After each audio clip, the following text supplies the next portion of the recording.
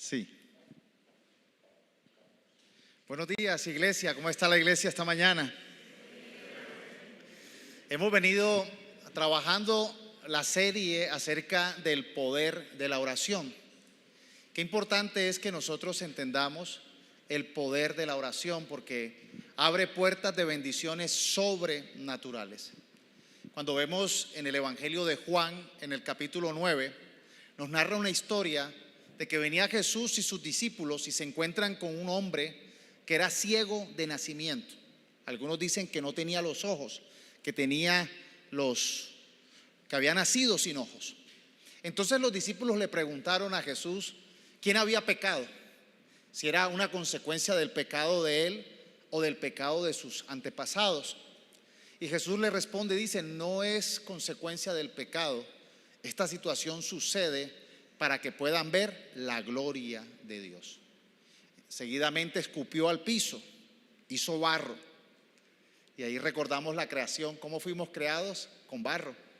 Hizo barro y puso ese barro en los ojos de este hombre y le dijo: ve, lávate en el estanque de Siloé.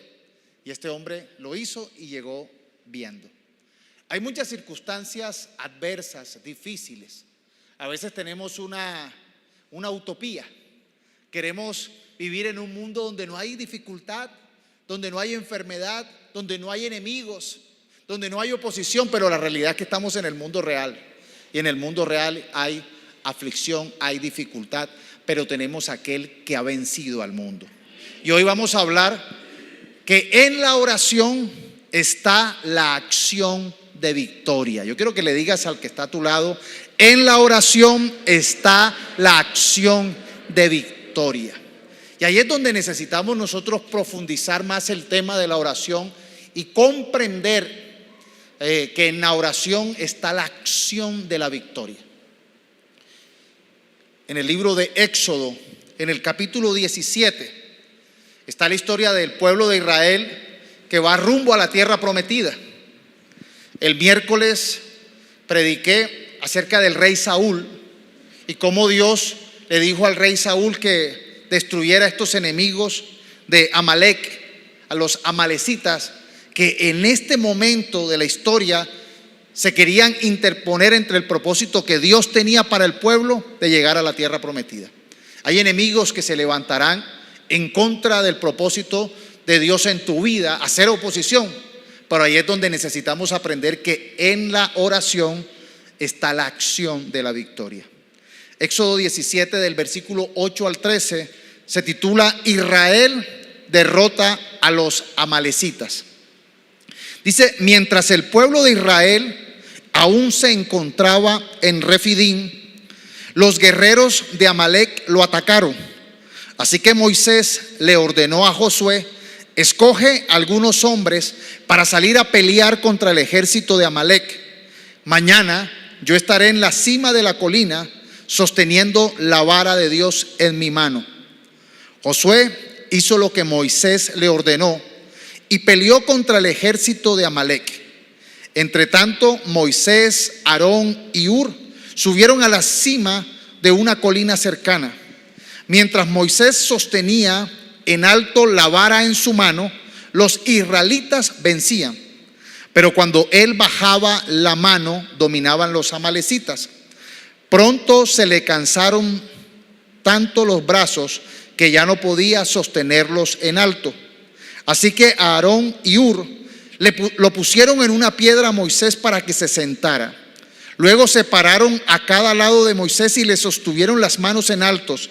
Así sus manos se mantuvieron firmes hasta la puesta del sol. Como resultado, Josué aplastó al ejército de Amalek en la batalla. Y necesitamos comprender que la oración es la acción de la victoria, pero primero comprender lo siguiente, y por eso compartí le recordé el texto, la historia que aparece en Juan 9. Muchas veces nosotros oramos para alcanzar la victoria: sanidad, una provisión, puertas abiertas, una operación milagrosa. Pero así como este hombre había nacido con una ceguera, el propósito de la oración no es solamente alcanzar el milagro, sino ¿para qué? para darle la gloria a Dios. El propósito de todas estas circunstancias adversas y difíciles, donde vemos la operación sobrenatural de Dios, es que nosotros honremos y adoremos a Dios. Es lo importante, porque a veces la gente cree que el milagro es el fin y el milagro es el medio para que nosotros le demos la honra a Dios. Es importante tenerlo claro, porque a veces hay personas que oran, ayunan para alcanzar su milagro, su victoria, pero aquí es darle la gloria a Dios. Y qué bueno que nosotros podamos entender la historia de Israel. Israel había sido esclava, estaba esclavo en Egipto, y ya había Dios liberado a Israel de la esclavitud. Ahora iba camino al rumbo del propósito que Dios tenía para Israel, la tierra prometida. Pero se levanta Amalek, los amalecitas, el rey de Amalek, una nación que quería ser un instrumento de oposición. Algunos creen que era que como Israel cuando salió de Egipto, salió con riquezas. Recuerden que los egipcios le dieron cuanto pudieron, todas las riquezas, todos los tesoros. Entonces ellos iban cargados de riqueza. Parece que Amalek vio una oportunidad. Dicen que las personas que eran más ancianas, enfermas, estaban débiles, iban a su paso, mientras que los más jóvenes iban adelante. Y eso hizo que se distanciara un par de kilómetros, varios kilómetros, era la caravana, los que podían ir a paso lento y los que iban más fuertes adelante. Y allí Amalek vio una oportunidad para atacar, para llevarse el botín. Pero estaba siendo usado por Satanás para oponerse al propósito que Dios tenía con el pueblo de Israel. Del pueblo de Israel en este nuevo lugar, de allí iba a nacer nuestro Salvador. Y siempre el enemigo va a querer hacer oposición y hacer oposición usando personas, y es importante que lo entendamos. Pero ahí es donde necesitamos entender que en la oración está la acción de la victoria. Vemos que Moisés le dice a Josué: tú encárgate de la pelea, escoge tú a unas personas para que enfrentes a este enemigo.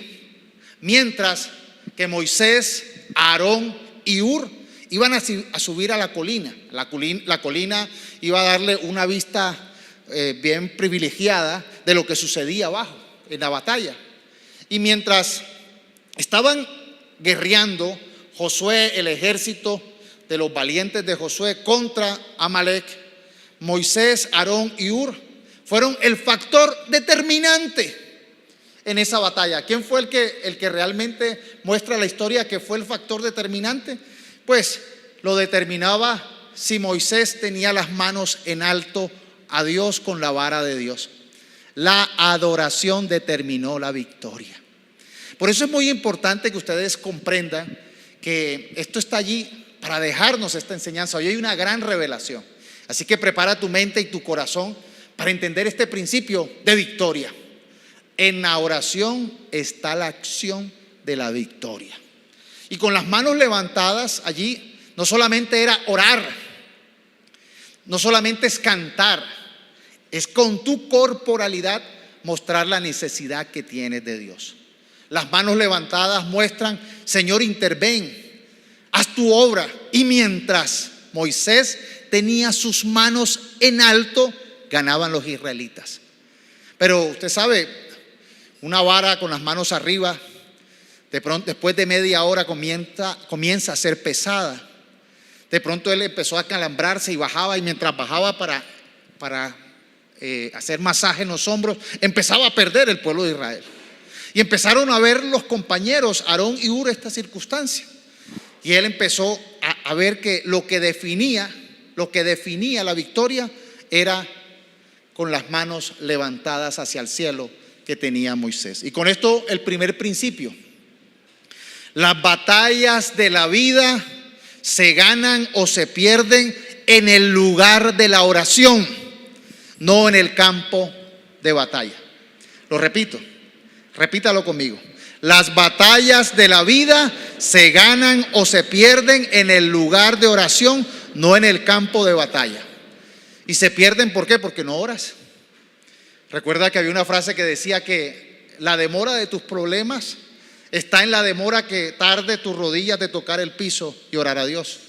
Necesitamos entender que en la oración está la acción de la victoria. La batalla no se ganó por la fortaleza numérica, por la capacidad de lucha. Recuerden que los israelitas venían de ser siervos, esclavos. Ellos no venían de ser guerreros. Ellos no sabían técnicas de pelea. No es que tuvieran una gran arsenal. La batalla no fue por ellos. La batalla fue porque Moisés, Aarón y Hur estaban allí en el lugar de la oración. Allí vino la batalla. Y fue esa acción en la cumbre del collado que determinó el resultado de la acción en el valle.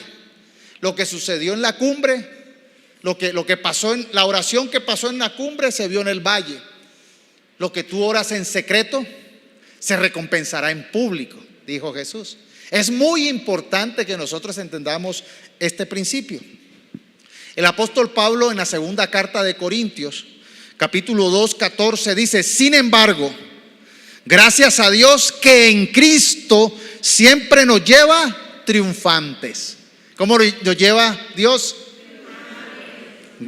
Sin embargo, gracias a Dios que en Cristo siempre nos lleva triunfantes, y por medio de nosotros esparce por todas partes la fragancia de su conocimiento. Y qué bueno que nosotros entendamos que el evangelio es un evangelio de victoria. Algunos predican un evangelio de derrota, de miseria, de pobreza. Entre más pobre, miserable sea, más espiritual eres. Y eso no es cierto. El evangelio nos lleva triunfantes. Eso no quiere decir que vamos a ser eximidos de enfrentar batallas, de enfrentar oposición, de enfrentar adversidad, de enfrentar lucha. No. Dios no dijo que iba a ser fácil, sino que iba a ser posible. Y es importante que lo entendamos.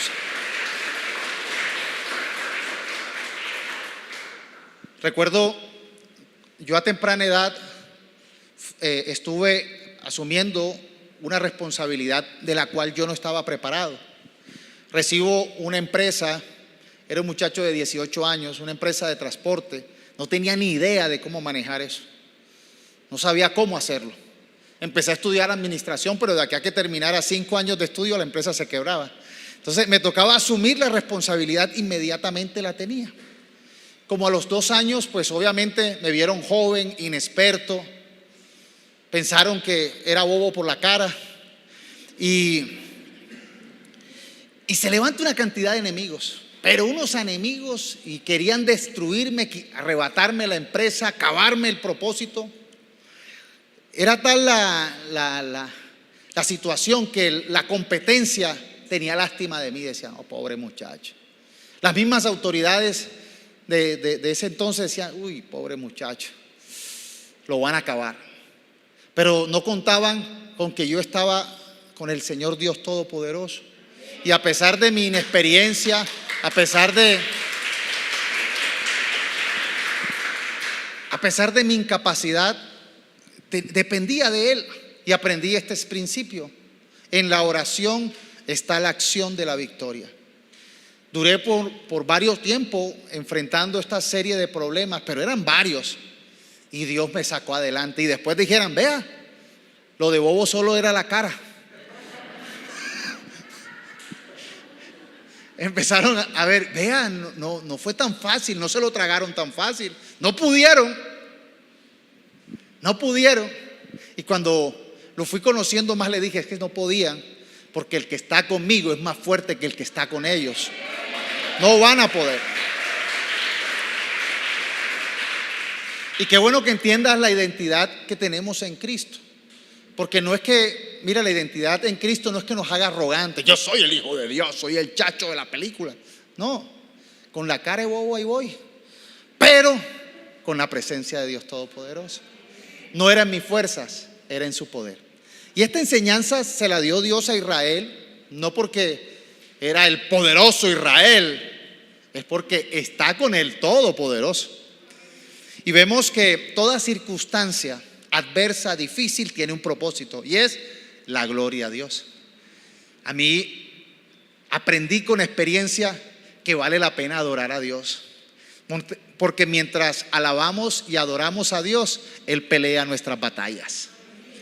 Obviamente hay que hacer, en la oración, por eso el título, en la oración está la acción de la victoria. No es una oración pasiva. Recuerda que Josué estaba peleando, Moisés estaba en la intercesión y allí hubo oración, acción de victoria. Vemos en el Nuevo Testamento, en el capítulo 16 de Hechos, la historia de Pablo y Silas cuando estaban evangelizando. Llegaron a un lugar a evangelizar y había una mujer que era adivina, una pitonisa. Tenía el espíritu de Pitón. Y esta adivina empezó a decir: ahí vienen los siervos del Señor, miren que aquí vienen los siervos. Estaba diciendo la verdad, pero lo estaba diciendo por el espíritu de Pitón. Y hay que tener una diferencia entre la profecía y la adivinación, entre el Espíritu Santo y el espíritu de Pitón. Porque como bien le llaman el espíritu de Pitón, y Pitón es una serpiente.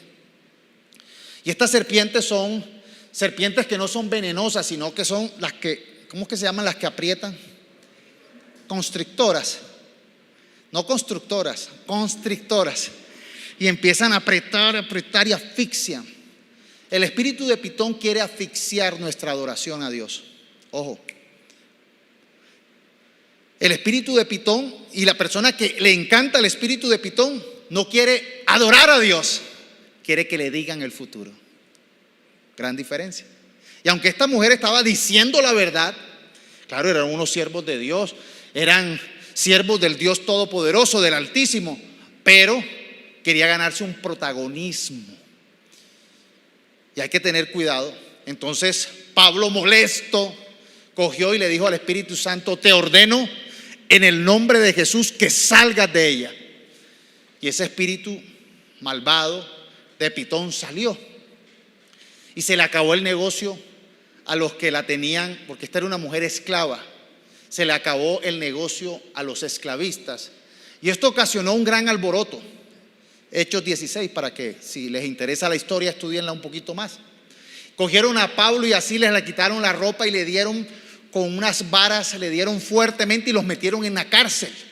Y no solamente los metieron en la cárcel, sino que los metieron con grilletes, con cepos, bien amarrados allí en la cárcel.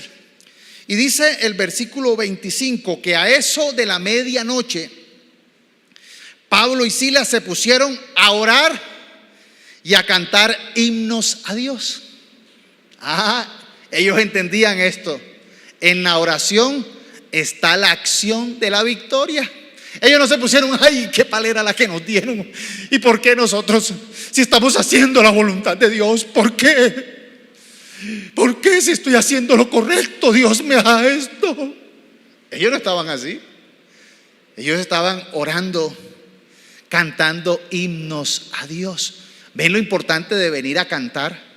Aquí no es que cantemos nosotros para entrar en ambiente o para esperar que la gente llegue. En las alabanzas que hacemos aquí en la iglesia son otra predicación. Aquí hay dos enseñanzas: la que cantamos y la que escuchamos.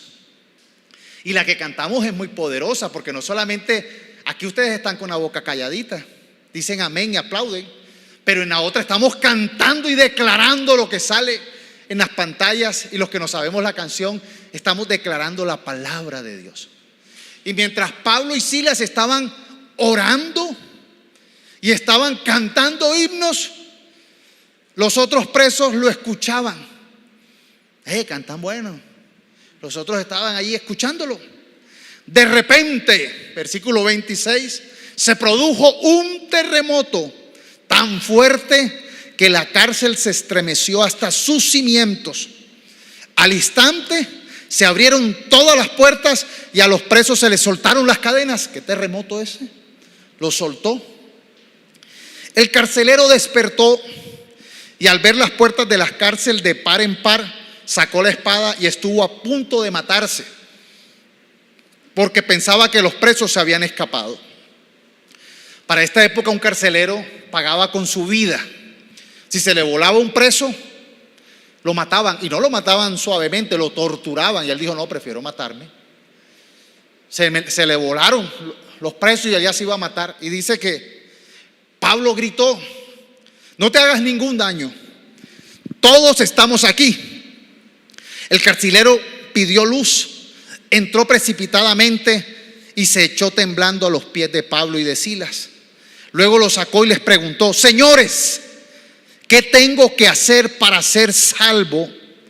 Cree en el Señor Jesús, así tú y tu familia serán salvos, le contestaron.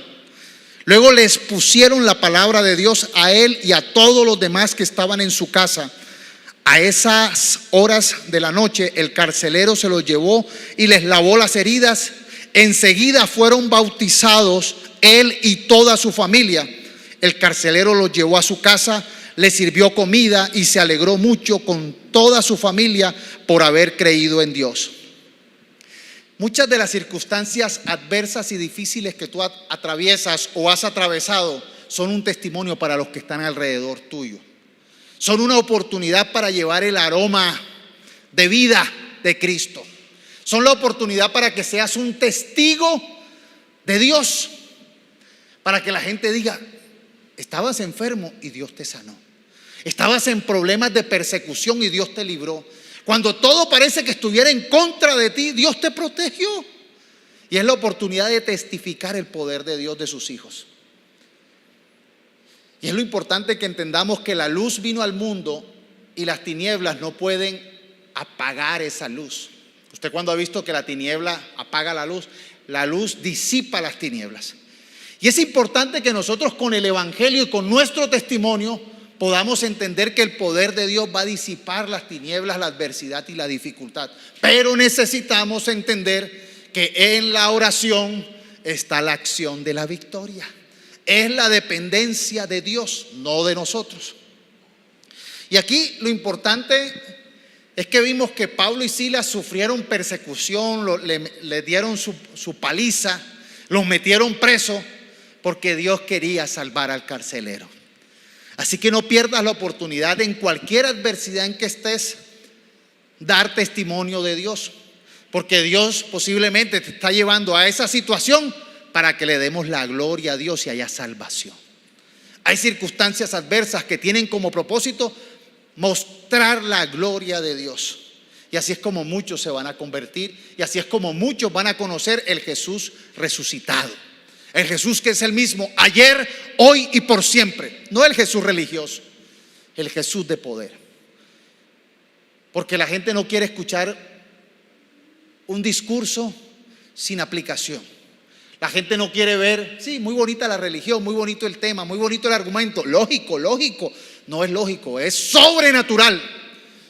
Rompe la lógica. No tiene explicación en muchos casos. ¿Ustedes creen en ese evangelio? ¿Lo crees?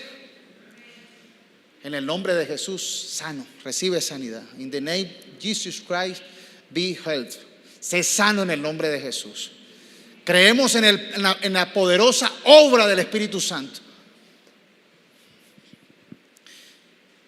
Segunda de Pedro 1:3. Dios utilizó su poder para darnos todo lo que necesitamos.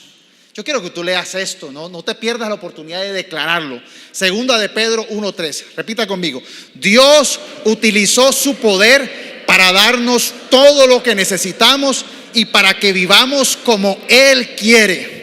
Dios nos dio todo esto cuando nos hizo conocer a Jesucristo. Por medio de Él nos eligió para que seamos parte de su reino maravilloso.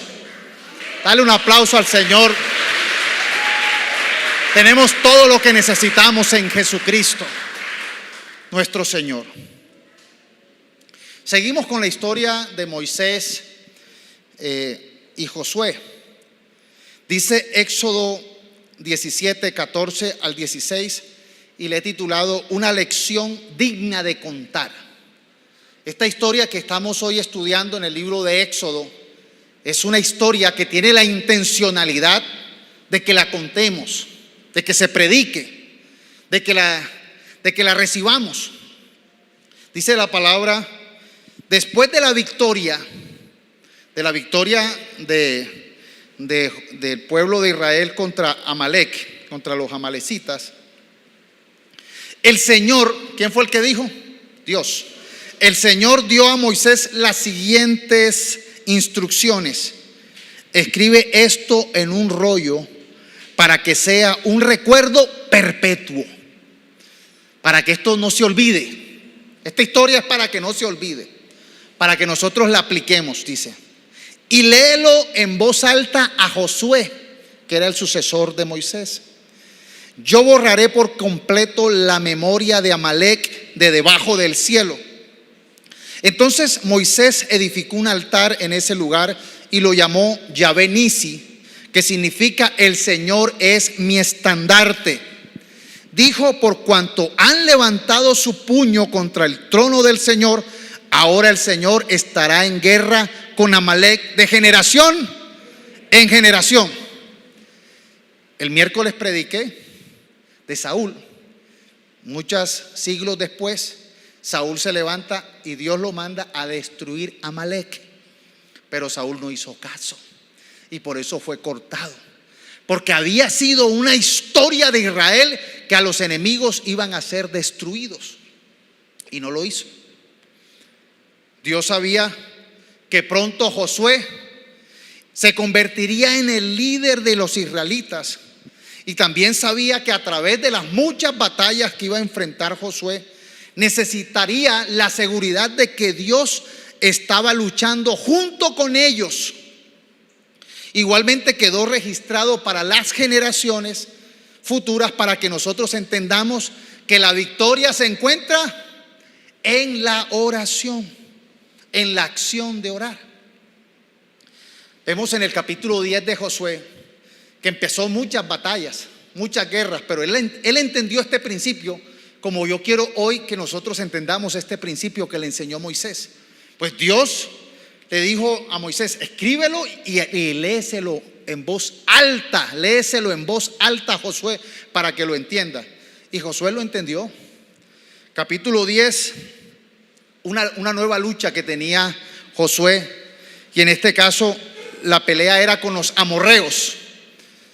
Mire que ahorita era Amalek, ahora amorreos, todos con A. Yo tengo ese problema que a veces yo digo, yo me aprendo la primera letra, a veces a la Gloria le digo Gladys,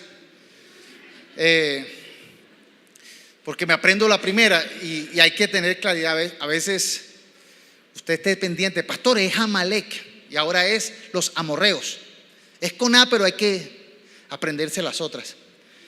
Dice, el día que el Señor le dio a los israelitas la victoria sobre los amorreos, ¿qué fue lo que pasó? Josué oró.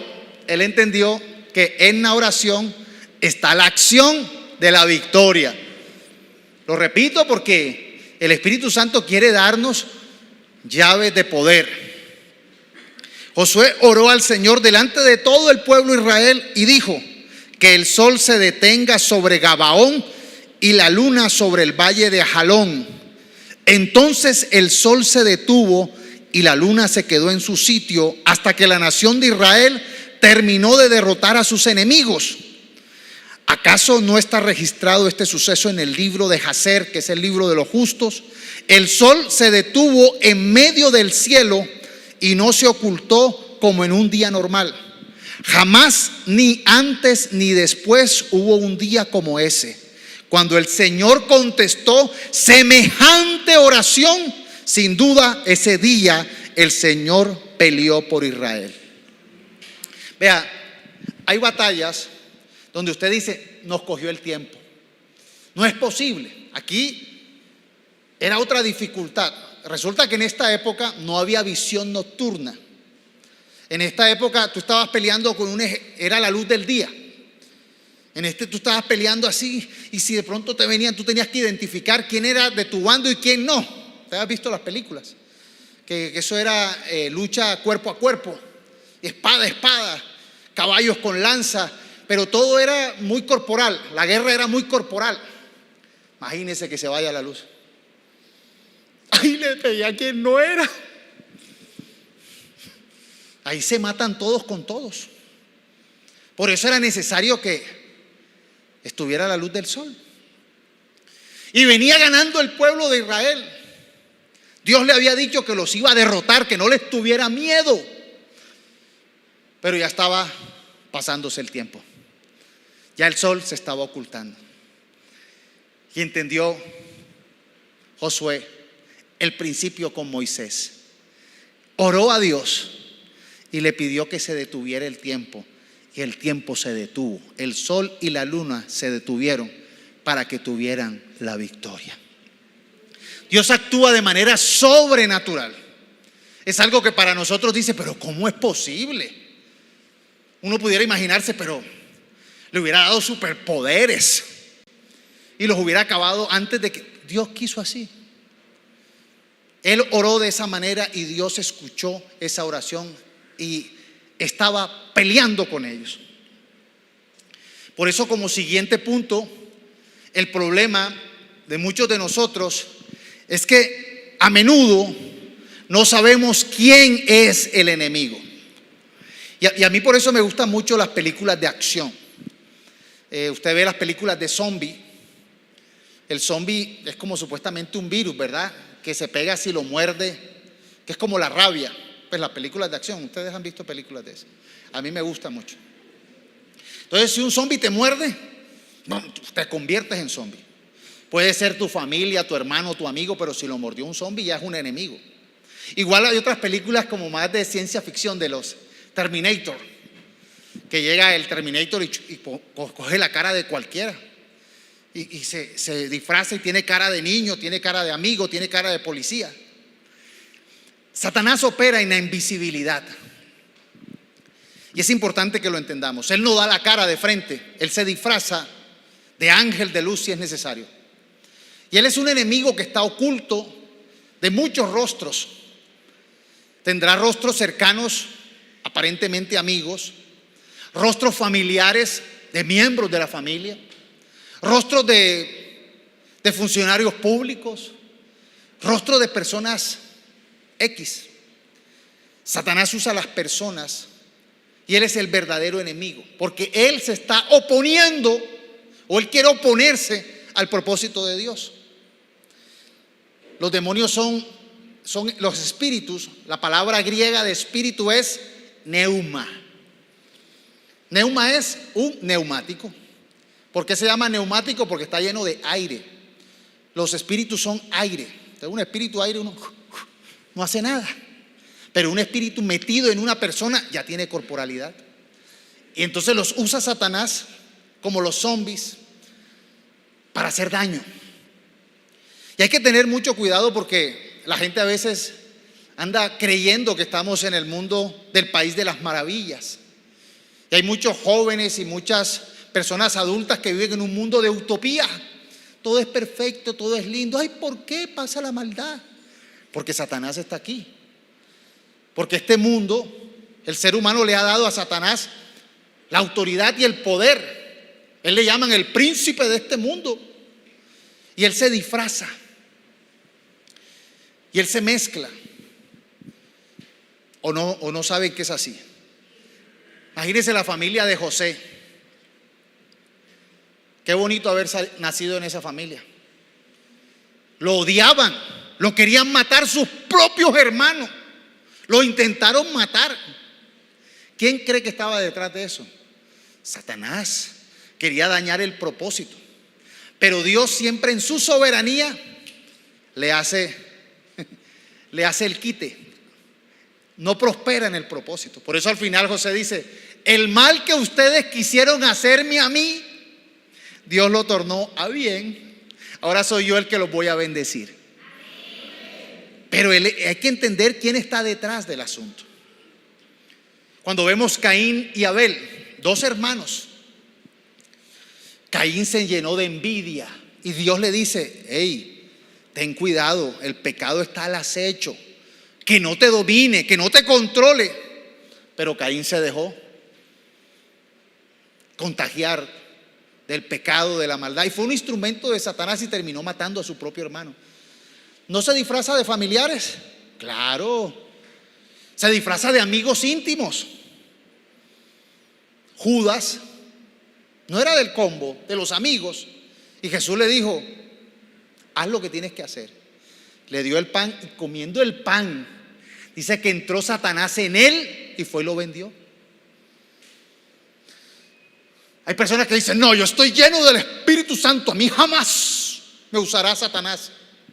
Pedro, a quien le había dicho: a ti te daré las llaves, por la declaración que había hecho, le dijo: apártate de mí, Satanás, porque Satanás le había metido una idea y estaba usando su bocota para decir una línea del diablo. Nuestro enemigo no son las personas. Satanás usa a las personas para dañarnos.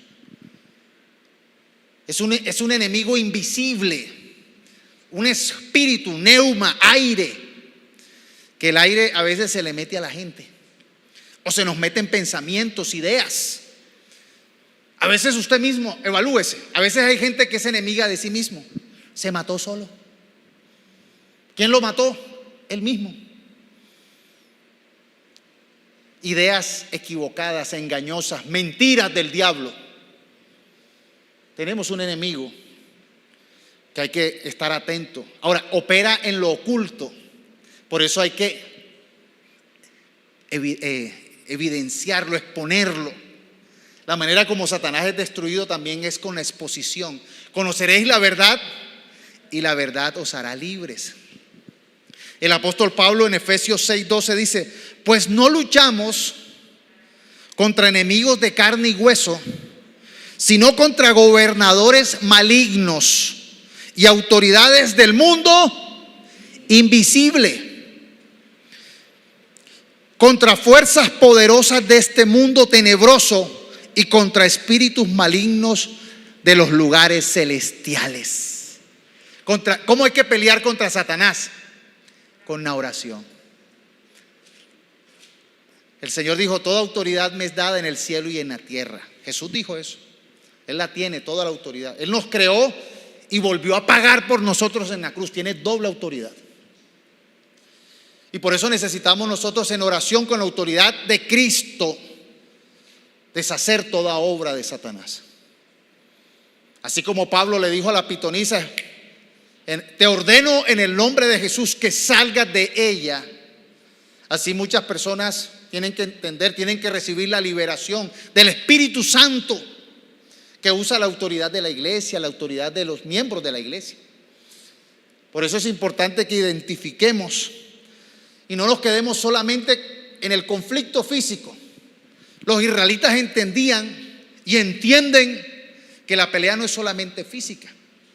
Muchas de las armas que ellos construyen le ponen nombres. ¿Cómo es que se llama el escudo ese? El escudo de la protección antimisiles. La protección antimisiles militar. No, el escudo tiene un nombre como el escudo de... Ellos le ponen nombres porque entienden que no solamente es el conflicto físico, sino que hay luchas espirituales. Y a veces confundimos a las personas y no vemos lo que está operando atrás. A veces la gente llega: pastor, pero yo no le he hecho nada, yo no sé por qué me odia. Pastor, pero es que no me conoce. Eso cogió y me empezó a dar puño. ¿Sabes el cuento ese? Es un chiste. Empezó a darme puño y dándome puño. Yo digo: oiga, pero yo no lo conozco. Y dice: bueno, para que me conozca. Era Satanás detrás de él. A veces, y es entenderlo, porque a veces nos llenamos de, como dicen aquí, nos llenamos de mocos. Ay, no me quieren. Yo no sé por qué me tratan así, me la tienen montada. Soy una víctima. No eres una víctima. Eres un hijo de Dios con el poder y la autoridad de Cristo para reprender y echar fuera todo ese ataque. Así que dedica a la oración. Dedícate a la oración. Usted vio a Moisés y a Josué: ay, Señor, pobrecito nosotros, ¿no? Bueno, vaya a pelear. Yo estaré en la cima orando, clamando a Dios por ti. Nos vamos a levantar como guerreros. Nos vamos a limpiar los mocos. Sí, ya no más mocos. Lo siguiente, yo le puse como título: pudiéramos cansarnos, pero quisiera ponerle: seguramente nos cansamos o nos cansaremos. Hay que reconocer que nuestras energías son limitadas, nuestras fuerzas son limitadas. Aquí hay gente que puede decir: yo soy el más fuerte, yo hago pesas, yo hago ejercicio, pero por muy fuerte que seas, las energías son limitadas y seguro nos vamos a cansar. Vemos al gran siervo de Dios Moisés con la vara en alto. Póngase usted con las manos arriba y un palo de escoba para que, no sé cuánto pesaba la vara, pero eso después de una hora empieza usted a sentir que ya le tiembla. Si no hubiera subido Moisés con Aarón y Hur, estuviera privado ahí en el piso. Seguramente no hubiera podido resistir. No podía, por más que él quisiera, no podía. Y ahí es donde nosotros necesitamos que nuestra oración sea perseverante, que nuestra actitud sea perseverante. Hay gente a lo cual la palabra ha llamado cobarde. Feo, ¿verdad? Nadie quiere que lo llamen cobarde. Pero dice que los cobardes son aquellos que fueron la semilla que cayó entre las rocas. No tuvieron raíces. ¿Por qué? Porque cuando vino la aflicción y la persecución, renunciamos al evangelio. Esos son cobardes. Nosotros estamos llamados a ser valientes, y los valientes soportan y resisten y esperan el mover de Dios. Y a veces las fuerzas se acaban. No era una oración de media hora, no era una oración con colchones en las rodillas, era tener que estar levantado con las manos en alto mientras duraba una guerra. No sé cuánto puede durar una guerra, póngale una hora cualquiera, póngale 5 horas, que sea rápido. Dure 5 horas con las manos levantadas. Duro, se cansa. Pero ahí es donde necesitamos tener una actitud nueva. Jesús contó una historia o una parábola, que es la parábola de la viuda y el juez injusto. ¿Quién ha escuchado esa parábola? De la viuda y el juez injusto. Lucas 18, que era una mujer que iba donde un juez injusto que no quería hacer justicia, que no respetaba a Dios, no respetaba a nadie. Y esta señora era insistente. Y dijo el juez: voy a hacerle justicia a esta mujer porque me tiene cansado, me va a agotar la paciencia. Y le hizo justicia. Pero esta enseñanza era para algo. Dice el versículo 18, versículo 1: Jesús les contó una parábola para enseñarles que ellos debían orar en todo tiempo y no desfallecer. Y uno dice: pero ¿cómo va uno a no desfallecer? Yo recuerdo cuando comenzamos la iglesia, yo tenía una escuela de artes marciales. Y en la escuela de artes marciales ahí comencé a evangelizar. Y entonces uno de los jóvenes me decía: tengo un problema. Cuando voy a leer la palabra me da un sueño que me quedo privado. Y a veces ese problema lo he visto reiterado en varias personas. Hay personas que son buenos lectores, porque él era muy buen lector. Me dijo: si me leí todos los libros de Harry Potter. Y los libros de Harry Potter son como 3 Biblias así. Y él se los leía, era un tremendo lector. Pero cuando leía la Biblia, se llama el espíritu de estupor. Se volvía perezoso, dormido. A veces hay gente que viene a la iglesia y: ay, pastor, yo quisiera que predicara cuando tengo insomnio para dormir. El espíritu de estupor asfixia la palabra. Y este muchacho tenía eso, porque no era normal. Un lector leía un capítulo y se cansaba. Ahí es donde necesita un compañero. Ahí es donde bueno la iglesia. Compañero que le haga: despiértate, que ore por él, que sea liberado. Y es importante que nosotros comprendamos que Dios no quiere que nosotros vivamos como llaneros solitarios. A Dios le gusta el trabajo en equipo. La iglesia es un cuerpo. El tema de la corporación, lo corporativo viene del cuerpo, del trabajar en equipo. Dios no usa llaneros solitarios rebeldes. Que yo soy rebelde, soy cristiano. No, pues quién sabe cristiano de qué película, pero no del evangelio de Cristo. Ni en el Antiguo Testamento ni en el Nuevo vemos llaneros solitarios. Es el trabajo en equipo. Y como último punto, nosotros necesitamos estar en búsqueda de nuestro propio Aarón y Hur. Amigos sinceros que nos motiven en la iglesia. Muchas veces el pastor te anima, pero los maestros, los líderes, los amigos con que estás desarrollándote en la iglesia te ayudan a despertar. Por eso ustedes ven que ahora en la virtualidad yo muchas veces digo, prenda la cámara, porque la gente pone ahí. Hay gente que viene aquí a la iglesia y dice hasta amén y aplaude. ¿Quiénes son los que están dormidos? A ver.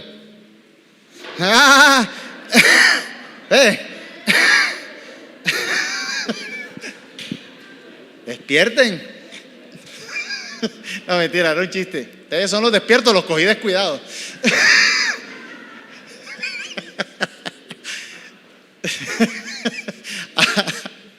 Qué pena. Ya saben que son amigos míos. No se me vayan a ir por esa bobada. Necesitamos estar en búsqueda de nuestro Aarón y Hur. No fue ninguna casualidad que Moisés subiera con Aarón y Hur. Ellos acompañaron a Moisés y le dieron a Moisés ese apoyo que él necesitaba. ¿Saben? Yo muchas veces les he dicho y les he pedido que oren por mí. Yo necesito de sus oraciones, muchísimo. Yo oro por ustedes, pero les he pedido, oren por mí, oren por la iglesia. Estén pendientes de quién está de pronto un poquito cansado, débil. La iglesia tiene ese propósito.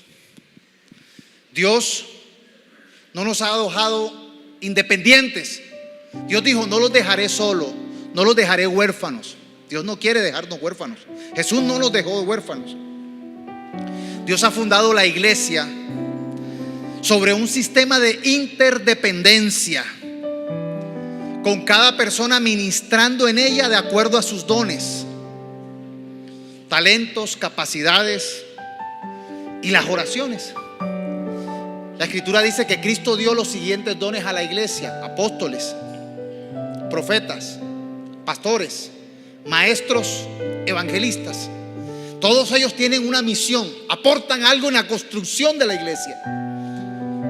Así que no se deje robar que, no, este don ya no funciona, ya no existe. ¿Cómo que no? Todos existen. La iglesia necesita de ellos. Necesitamos los apóstoles, los profetas, los pastores, los maestros, los evangelistas. Y necesitamos orar para que todos seamos ministrados. La palabra ministrar, servidos, para que Dios use esos dones para que nosotros nos sirvan, para que la iglesia avance por el propósito que Dios quiere que avancemos. Entonces necesitamos nosotros andar en unidad. Eclesiastés 4:12 dice: alguien que está solo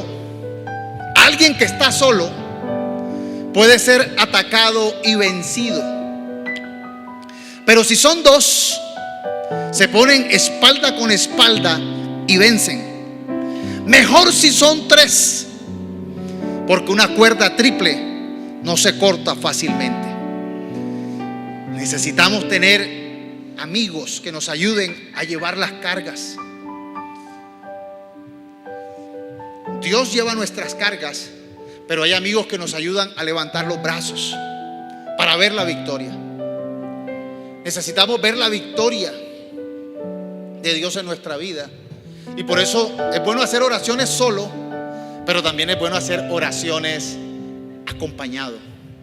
porque nos animamos, nos concentramos.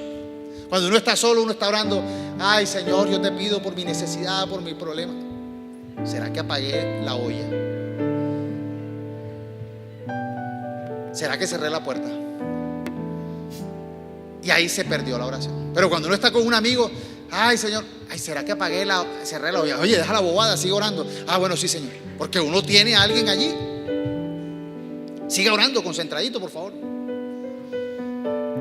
Y necesitamos nosotros tener esos amigos de oración, y ahí veremos la victoria. Los animo a que aprovechen la iglesia. Aquí hay grupos para hombres, para mujeres, para jóvenes. Hay grupos de preparación y estudio. Vincúlate. Qué bueno que otro te ayude a orar. No sabes lo especial que es. Estás cargado, no te quedes con ese atorado, con ese taco. Pídele a alguien que ore por ti. No sé si hoy hay alguien que está cargado, atorado. ¿Hay alguien? Levante su mano. Vamos a orar. Gracias. Vamos a orar. Padre, yo te pido que te lleves toda carga. A veces hay luchas. De pronto tienes luchas que son más grandes de lo que tu mente o tu cuerpo puede resistir. Pero ahí es donde necesitamos entender que lo que dice la Escritura: los leones pasan hambre, aún los jóvenes más fuertes se cansan, pero los que confían en el Señor, Dios le da nuevas fuerzas, como el búfalo, y le da alas como de águila para que pueda alcanzar nuevas alturas. Recibe hoy nuevas fuerzas. Recibe hoy nueva visión. Recibe hoy el aliento del Espíritu Santo sobre ti, que te dé nuevas fuerzas, que se lleve todo temor. Y en el nombre de Jesús, recibe la paz que proviene de Él, la seguridad de victoria. No será fácil, pero será posible en su nombre. Así que descansa en Él y pídele al Señor que opere de manera sobrenatural. Que el Espíritu Santo sea ministrando sobre ti. Iglesia, yo quiero invitarla a que se ponga sobre sus pies.